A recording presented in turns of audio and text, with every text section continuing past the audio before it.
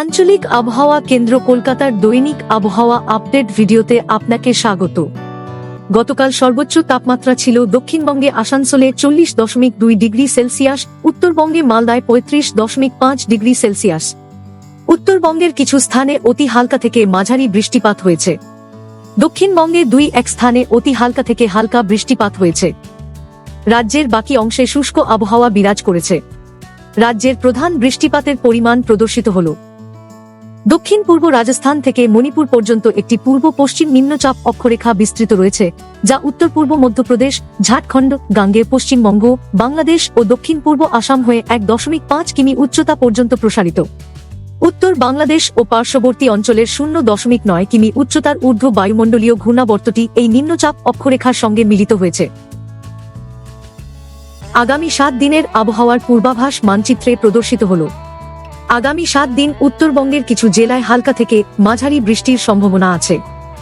দক্ষিণবঙ্গের জেলাগুলিতে আগামী 3 দিনে হালকা থেকে মাঝারি বৃষ্টির সম্ভাবনা আছে।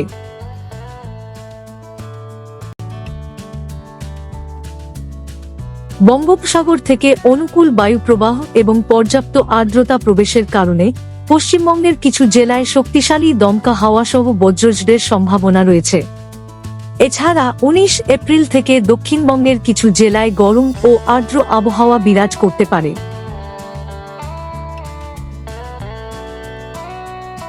বজ্রঝড় বা বজ্রপাতের সময় নিরাপদ স্থানে আশ্রয় গ্রহণ করুন। গাছ, বৈদ্যুতিক খুঁটি, দুর্বল কাঠামোর নিচে আশ্রয় নেবেন না এবং জলাশয়ের সংস্পর্শ এড়িয়ে চলুন। 19 থেকে 22 এপ্রিল সকাল 11টা থেকে বিকেল 4টা পর্যন্ত দীর্ঘ সময় বাইরে অবস্থান ও কাজ করা এড়িয়ে চলুন। শরীরে জলের ঘাটতি এড়াতে তৃষ্ণা না পেলেও পর্যাপ্ত পরিমাণে জল পান করুন। উত্তরবঙ্গের জেলাগুলিতে আগামী 7 দিনের তাপমাত্রাতে বড় কোনো পরিবর্তন হওয়ার সম্ভাবনা নেই। দক্ষিণবঙ্গের জেলাগুলিতে আগামী 2 দিনে দিনের তাপমাত্রা 2 থেকে 3 ডিগ্রি সেলসিয়াস হ্রাস পাওয়ার সম্ভাবনা রয়েছে। এরপর পরবর্তী 5 দিনে ধীরে ধীরে 3 থেকে 4 ডিগ্রি সেলসিয়াস বৃদ্ধি পাওয়ার সম্ভাবনা রয়েছে।